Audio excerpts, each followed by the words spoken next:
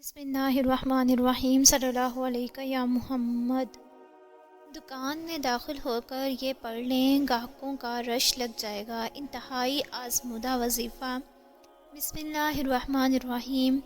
کاروبار نہیں چلتا، دکان پر گاہک نہیں آتے، یہ عمل پڑھا اور کرنا شروع کر دیا۔ اس سے الحمدللہ کاروبار بہت بہتر ہو گیا۔ آج کل کے دور میں ہر انسان رزق حلال کے لیے پریشان ہے اور روزی بہت کم ہو گئی ہے اور رزق میں برکت ہی نہیں ہے، پیسہ ہاتھ میں نہیں رہتا اور کاروبار میں بالکل بھی برکت نہیں رہی، جس سے گھر کا گزارا کرنا مشکل سے ہوتا ہے اور اتنا انسان جو ہے وہ قرض کے بوجھ تلے دب جاتا ہے، جس سے انسان بہت سی مشکلوں میں گرفتار ہو جاتا ہے۔ اسلام ہمارے لیے ایک مکمل ضابطہ حیات ہے جو ہماری زندگی کے ہر پہلو میں ہماری رہنمائی کرتا ہے اور ہماری زندگی کو آسان بنا دیتا ہے۔ بے شک آج کا وظیفہ، آج کا جو یہ عمل ہے وہ ان افراد کے لیے ہے جن کا کاروبار نہیں چل رہا ہے، دکان میں گاہک نہیں آتے ہیں اور وہ بہت پریشانی کا سامنا کر رہے ہیں۔ یہ وظیفہ ہر فرد کر سکتا ہے۔ جن کا کاروبار اچھا ہے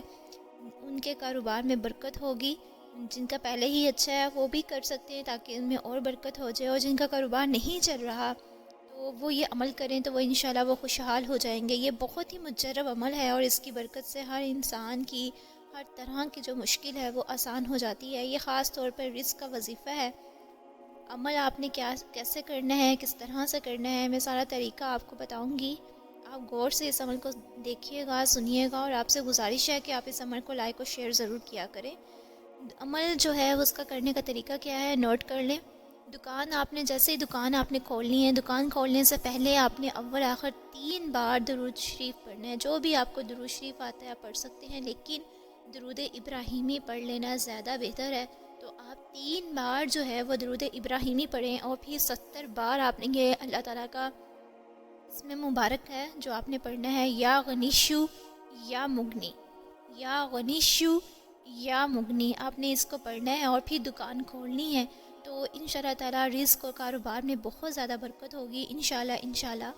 اور کوشش کیا کریں کہ آپ جو بھی عمل کرتے ہیں ان کو یقین کے ساتھ اس کو کیا کریں، کیونکہ یقین جو ہے وہ ہر عمل کی لازمی شرط ہے۔ ہمیشہ ہنستے مسکراتے ہوئے رہیں، دعاؤں میں یاد رکھیں۔ اگر عمل اچھا لگا ہو تو اس کو آگے اپنے دوستوں کے ساتھ صدقہ جاریہ سمجھ کے لازمی شیئر کیا کریں، کیونکہ نیکی کی بات پھیلانا بھی صدقہ جاریہ ہے۔ اللہ تعالیٰ آپ سب کا حامی و ناصر ہو، آمین ثم آمین۔